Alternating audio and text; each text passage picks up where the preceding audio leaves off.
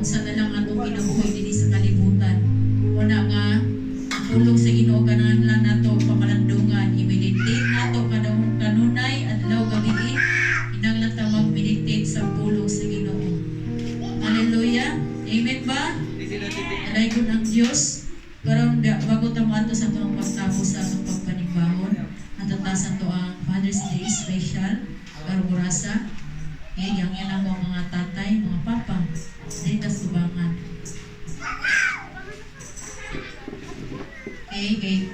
Once a year naman na ito ni ma-celebrate ang mga amahan haligi sa tahanan. Kaya kung wala ang haligi sa tahanan, huyang ang panimalay.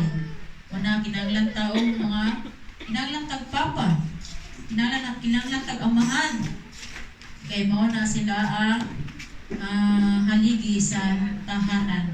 Ang inahan mo ang ilaw ng tahanan. Wana nga ang papa gayon mo ng ulo sa pamilya. Okay, tuluro man ni ato ang papa karon. Okay. Mga asawa, anak, atong andam mo ato ang mensahe diya sa to ang mga partner sa tong papa. Wana nga